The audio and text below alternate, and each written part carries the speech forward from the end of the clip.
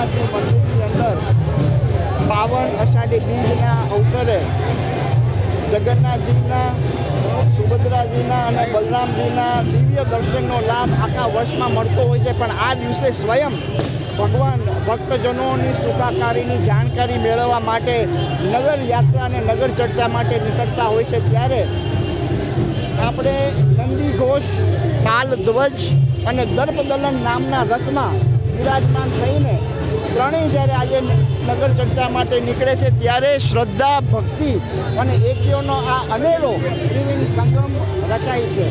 એમ કહેવાય છે કે જ્યારે આપણે ભગવાન સ્વયં જ્યારે શહેરની અંદર બધાને જોવા માટે નીકળે છે, ત્યારે એમ કહેવાય છે કે પ્યાસાઓ કૂવા પાસે નહીં, પરંતુ કૂવો સ્વયં પ્યાસાની પાસે જાય અને જીવાત્માની શુદ્ધાને તૃપ્ત કરે છે.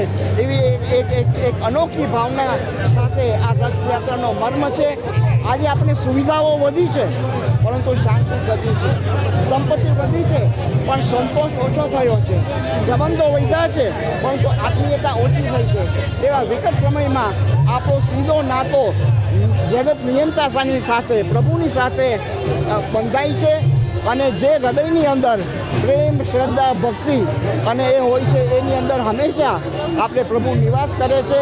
ત્યારે આપણે પૂર્ણ રીતે પ્રભુને સ્વીકારીને આપણા હૃદયમાં સારથી રૂપે ભગવાનને બિરાજમાન કરીને આપણા જીવનને સાર્થક કરીએ એવી પૂર્ણ પુરુષોત્તમ ભગવાન શ્રી કૃષ્ણના ચરણોમાં પ્રાર્થના કરી અને રાજકોટ રાજ પરિવાર વતી નગરજનોને અને ભારતવાસીઓને આ પાવન કારી અષાઢી બીજના, નગર ચર્ચા, નગર યાત્રાના અને જગન્નાથજીના દર્શનના, અલભ્ય અને દિવ્ય દર્શનના ખૂબ ખૂબ શુભેચ્છાઓ હું પાઠવું છું.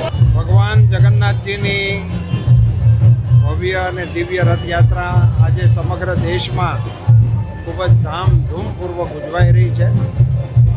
ભગવાન જગન્નાથજીની નગરચર્યાને વધાવવા માટે દેશભરમાં નાગરિકો ઉમટી પડ્યા છે. ભારતીય પરંપરાના એક અદ્ભુત ઉત્સવ તરીકે દેશવાસીઓ એને મનાવી રહ્યા છે.